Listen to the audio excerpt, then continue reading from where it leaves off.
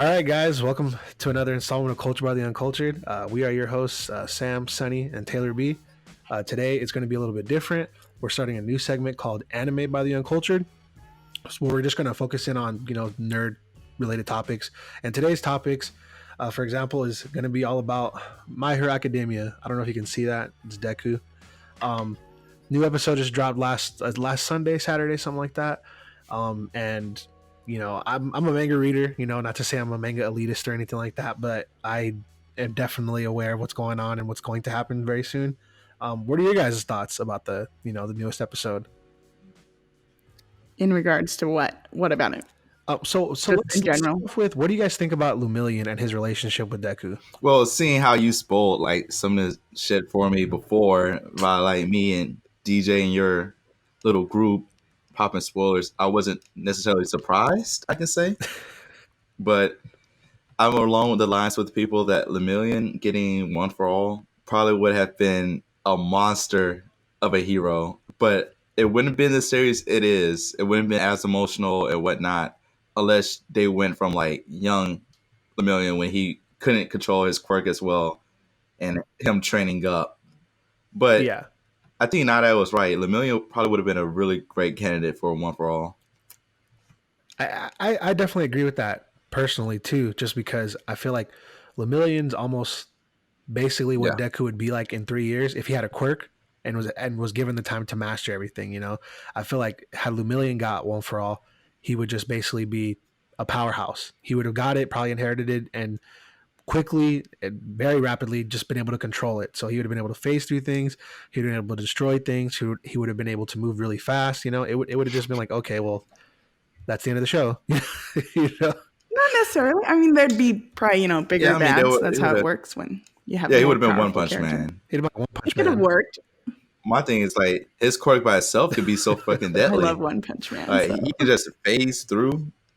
You can't hit me, but I can hit absolutely. You. Yeah, he's a freaking monster. He's a monster. The only thing that catches him, like when he has to protect Eri, that's it. That's the only why he got caught. Oh yeah, true. What do you guys think about that fight? As far as let's start with Lemillion. Oh, that was like one of the best fights. What did you guys think about that on this whole series? I'm not gonna lie, like my blood, I was like almost wanting to stand up and like lean into the TV. Like, this is great. This is awesome. I was pretty sure he was gonna die. I'm surprised he didn't die. Yeah, I thought he was gonna die too. I honestly expected him to die. I thought they were gonna change it up and like execute him from the series. Oh wow, that'd have been crazy. That would have been crazy. I really thought that's what they were gonna do. I mean, the episode was titled Lemillion, so I was like, oh, this is his last hurrah. He's dead. I think if he would have died, Deku's reaction when he busted through that wall, it would have been way different. It would have been way different. Well, it changed when isn't his name Night Eye or when he died? Oh yeah, Night Eye. Yeah, definitely. It changed. Oh, yeah. So he was like 20%, I believe. Yeah, which I don't really said 20. Care for that power scaling because I don't think 20% is actually 20%.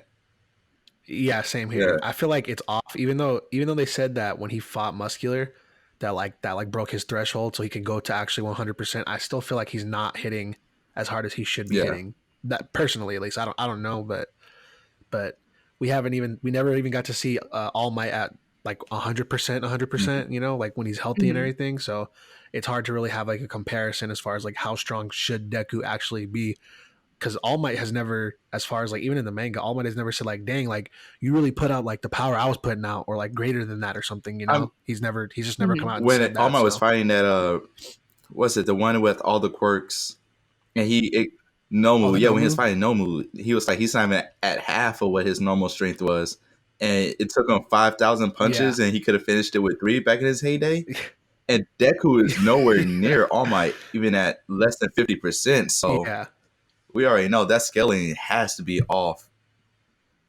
Yeah, absolutely. I was just really excited for Deku to kind of get some shine as far as like the combat. Like, I feel like we keep seeing him fail to some degree, except for like the fight with like Stain. I guess he kind of succeeded, but he needed the help of Tenya and Todoroki, and it was cool and all. But it's like I'm glad that we have this moment where we get to see him like shine finally. Like, this is your like finish it, kid. Yeah. You know, like it's everybody's depending on you now. You know, and as far as Sir Night, do you guys feel any way about him? Do you guys like him as a character? Do you guys care if he like goes or doesn't go? Not particularly. I liked him as a character, but I don't feel like we got the chance to get so attached to him. I think it's more like the other characters. Yeah. Sorry to bring up another manga anime like Hunter x Hunter, how it changed, and then you got Kite, and Kite in the newer series didn't play that big of a role. I feel like they kind of like did that. Like you didn't really get a chance to get attached to Night Eye. So yeah, okay, I can see that. Definitely see that. I agree 100% actually. With the would you guys have any expectations as far as like the rest of the season? Because I don't know if this is just like their thing, but it seems like they're really making like the climax, like as far as battles in the seasons, like in the middle, and the end is just kind of like whatever. Can we get past all this stuff and get to the next big battle? You know? Yeah. Well, I think I like that the series because that with their fights, except for the past couple episodes, when they fight, it usually ends right then and there, and it sets that was one of my favorite things. Up for the next arc in it. But I think this one might actually leave on the heels of the fight. Like this season. How many more episodes in the season? They're usually like 20 something, I think, per season. And I think we're on episode. We're on episode 12. Yeah, I think we're on episode 12 or something. So they'll probably they really need to wrap it up by then. This fight cannot last 8 more episodes. I'm sure it'll be like an episode or 2 at the most, but I enjoyed this fight the most. And there's plenty of arcs that are coming up that are going to be like, oh my gosh, I can finally get to see it. Eri and Deku, they're like, she helps him, doesn't she? Like in the manga. That's pretty much exactly what happens. Yeah. Oh, my bad. So spoiler alert? Say it, please. Spoiler alert. I mean, I don't care, but I'm just saying for the listener, you know. Yeah, for sure. If you don't watch MHA or read it and you want to, definitely don't listen to the rest of this probably.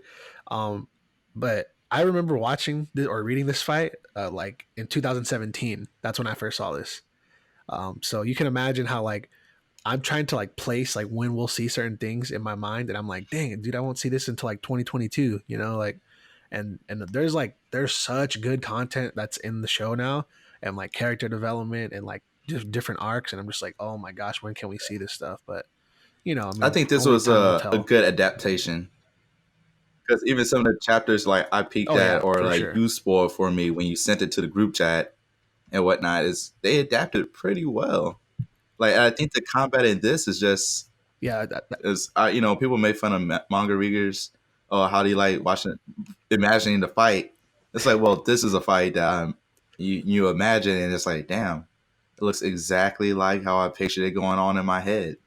Absolutely, I feel like the animation for MHA is to the point where I don't think I've ever seen anything that was like severely like horrible compared to the panels in like the actual manga itself.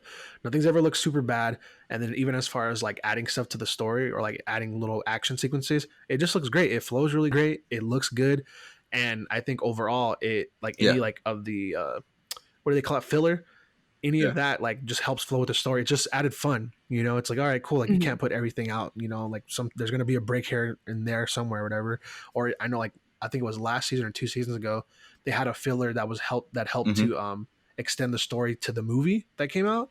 So I was like, heck yeah, dude, I'm totally down for that. That's cool. But I think the artwork is beautiful. The fight scenes are great. Like you said, it kind of just takes it right out of the pages and just brings it to life in a beautiful way. And I just can't wait to see the rest of this fight. I'm super stoked. I really hope that like the intended like hits, and kind of like how you guys got said, like you don't really feel attached to Night Eye. I felt the same way, and that's like the only thing I'm worried about is that like that's gonna become like a thumbs down for like the series as far as like in the eyes of the fans, you know, like, oh, like who cares or whatever, you know, like because that stuff, like people will bring that stuff like, oh, this person died and nobody even cared, like that's how you know that show's weak, because they like poor writing. I have a question for you. And it's like, dude, the show overall. How do you feel about was it Rock Lock's baby scene? And she said the genetics went too far one way. I know everybody was mad about that. Everyone all over Facebook, Instagram. What the fuck do you mean? Yeah. So I don't remember at all seeing that in the manga. I really don't remember that because I feel like I would have been like, "What the f?" You know, like. Well, I've seen the panel. The panel, it says it a little bit differently, so it doesn't sound so weird. Okay, so yeah, it's more just saying, clearly they didn't get any of my genes. See, yeah, and I was just like, I just thought that was weird to point out in a show, I guess, because like, especially him being like one of the only black superheroes, because it's in Japan, so it makes sense that there wouldn't be a ton of black people there. But I just feel like that specifically was just kind of like, there ain't no way the author thought like, oh, this is necessary. Let's put this in here. Like, yeah, right in that scene, and that's the only backstory scene for the character for like 2 seconds. That was kind of wild. That was kind of hella wild. I was like, what? All right, whatever, man. Get back to the action, whatever, But yeah, sometimes you just got to take it on the chin and just be like, all right, whatever, man. I mean, it wasn't. I've definitely seen and read worse things, so I'm not like too like offended by that. But like, his character design, I feel like is a lot better than other characters that I've seen before. Nothing is like super like he doesn't have like a big old crazy nose or like some big old pink lips or nothing like that. It don't look like he's wearing blackface or nothing. He looks like he has like locks, and he looks like a black dude. He it doesn't like as far as like the skin or whatever. But other than that, he looks pretty much like everybody else.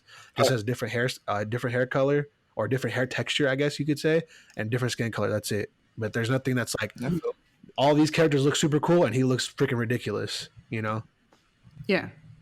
Good representation as far as I'm concerned. I was just gonna say, I thought it was hilarious. So that was a funny scene. You look like you're trying to say something. You know how you always got that one scene, or like when all seriousness happens, you have that one thing that breaks up the seriousness. That was it. Yeah. I didn't really think the scene was supposed to be funny though. Yeah, I feel like it was supposed to be like a backstory and like a motivating or something like that. Yeah, it was like, that comment wasn't exactly motivating, but I mean, I guess like him thinking about his family or whatever, like that kind of can be motivating. Maybe that's what they were going for. Well, they just needed to add a couple more scenes to that. Just that one snippet was not good. Like, imagine if you had that plus a scene where you see him holding his baby's touching his nose or something. Yeah, like it's almost like when you take something out of context, that'd be more. And it was just inserted right there, and you're just like, okay, this is not what's. I just know that scene can be taken out of context badly. Like, oh no, I had a black baby. Yeah, and that's how people took it. Like, are you mad? What like that was an option that happens sometimes. Yeah, for sure. Oh well. Do you guys so? I know we kind of just talked about the most current new episode, but just backtracking a little bit, you guys kind of saw the League of Villains or whatever, right?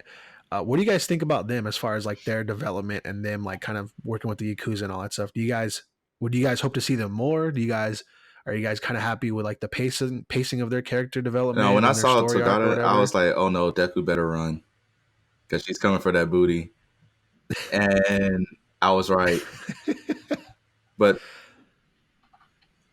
Yeah. Well, I'm glad they're getting more of a backstory though. It is nice. I like Twice. I like his struggles as a character because it makes sense. He can split himself, so you would think at some point there must be like he's splitting his mind into little pieces, his consciousness, and it shows that that's what's going on. He is literally splitting himself to the point where he does not know who the fuck he is anymore. Is he the clone? Is he the real one? Like he panics when he doesn't have his suit on because that's the only way he can feel individuality at this point. Well, and I think he's probably the most developed of the villains at the moment. For me, anyways, the most sympathetic villain right now. Is he your favorite villain too? I wouldn't say favorite, but he's the only one that you can have any sympathy for at this moment. That has enough backstory and sympathetic qualities that you can like him. Do you have a favorite? No. Though I don't think he's considered a villain. I like the guy in the other class that can he asks questions and he can't answer them. I like that because I like Shinzo? Shinzo. Yeah. Oh, he comes back? He comes back as a villain or a hero? He's like one of your favorite heroes, sidekicks. Eraserhead? He becomes like a protege for him. Well, I love Eraserhead. He's like, I guess like Todoroki is kind of one, and then like Shinzo, and then Midoriya. They're like those three are like proteges for pro heroes, basically. Okay. He's I'm excited. he comes back in a pretty cool arc, the Class 1A versus Class 1B arc, and it's pretty good. He's pretty dope. They basically give him a chance to work with both the classes so that it's like fair. And it's like basically just like I think it's a 4v4, and then in the matches that he's in, it's a 5v4 or however 4v5, whatever you want to consider it. But I think he's a great addition, and I want to see him more, and I can't wait to see him more. But since then, he has not been back though. But it was kind of like his test to see if he would go join the actual hero course. Basically, they gave him some cool little tech too. You'll like it. I think it's pretty cool, especially if you like Eraserhead. You'll definitely like it. I love Eraserhead. He's my favorite. My thing is like, everybody like in the audience is like, oh, that's a villain power. I was like, are you kidding me? Interrogations, super useful. Like just have them go in there like, hey, how you doing today? And you could think of the answer and it's already controlled. So if he's like, hey, how you doing today? Fuck you. Boom, there it is. So tell me everything you know about this situation. With the added tech he has, he's a monster, low key. Like it's great. Okay, well, now I'm excited. When is that coming? What year? Probably like 2021. We will get lucky if the season ends with them starting that off, because I know for sure there's at least 2 seasons or 2 little arcs between that and what's going on right now. At least 2 that I can think of off the top of my head. I can't imagine they're squeezing that in 8 episodes, right? If they're whole arcs. They're not like big arc, like main arcs, so it's possible maybe, but I don't think so though. I mean, it's also possible they can skip an arc. Like, to be honest. Oh my god, that would hurt. That would hurt so bad. That would hurt. Well, but I think one of the strong suits of My Hero is character development. Yeah. And so I feel like if you skip an arc, you're missing character development. Exactly. I just want to see my boy Bakugo again. Who's the spy then? Who's the spy then? Oh, actually, now that I think about it, that'd be like the third. That's like a little mini arc too. There's a mini arc right after this, followed by another arc. Is it the Invisible Girl? Is it going to be what? Oh, the Invisible Girl. I've not said who the traitor is. She's not. That's still. She's not invisible. She's just refracting the light off of her. Flax light. Yeah. They actually just did a new combo move based off of that too. But define invisible. Jesus Christ. Well, I know like most people you can't see something. Yeah. That's basically it. But that's what makes her like appear invisible, is that she's reflecting light. That's why she can do like the flashbang thing too and all that stuff, and she can like bend light. Which she would have been very fucking useful in this arc that the show's on. Why can't she bend light to reveal herself then? I don't know if she can't reveal herself or she just hasn't, because she doesn't really wear clothes, so that'd be kind of weird, I guess. She wears clothes all the time. Not all the time. In class, she always has clothes on in class. In class, yes. In combat, not necessarily, but in class, she always has clothes just think about it. You're running around naked. The only thing we see are gloves. Like, well, if you can control the light, you can just show your face if you want it. Well, I don't know if she has like that much control. I don't know specifically. I just know she's done some pretty cool things. And like the newest thing I saw her do was she can bend the light that comes out of Aoyama's belly button. Yeah, laser beam. She can bend that. Yeah, that is useful. That's useful. Yeah. So there's that's the greatest thing about the show, is that nobody's kind of really just falling behind as far as like developing. Like a lot of the shows, like they kind of introduce people and then just kind of like throw them in the back burner, but everybody is slowly but surely kind of getting a time to shine, getting some character development, except for maybe say 2 or 3 characters out of like class 1A. Yeah, I was like, how about? But what about the kangaroo tail guy? He's still, he's got a kangaroo tail. That's that's what it is. He's a martial artist. That's basically what it comes. Oshiro that's all he's also great. He also cool. developed. He's all right. It's cool, yeah. It's cool. Like, what's it? The Kago commercials? He'll be fine. Oh, just okay.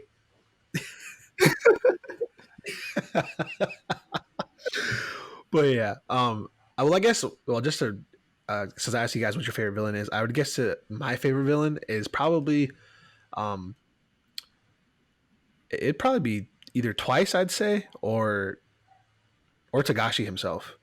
I mean, he's his backstory is crazy, and I think that did I say? No, I'm sorry. Shigaraki Tomura. I don't know why I said Tagashi. What the heck? Shigaraki's backstory is pretty nuts. I am already kind of keen on like leadership, or like the leaders of things, or whoever should be like the main like protagonist or antagonist or whatever you want to call them. But I think that his backstory is pretty awesome. And I also think that when we get to that villain arc, like it's just gonna like showcase like his ability, and people are just gonna be like, what, you know, like, so it's gonna be super dope to see him like in his like truest form, basically, you know. And a lot's going on with him, so I can't wait for it. I'm here and ready for it though. But I guess that's about all the time we have, guys. Tune in next week to hear us hopefully, you know, give a little review on the next episode of My Hero Academia or maybe some other anime news. But and be sure to check out our main podcast, which is available on Spotify, YouTube, SoundCloud, Apple Podcasts, as well as Google Play. And that's going to be at Culture by the Uncultured. And we'll see you guys next time. We did it.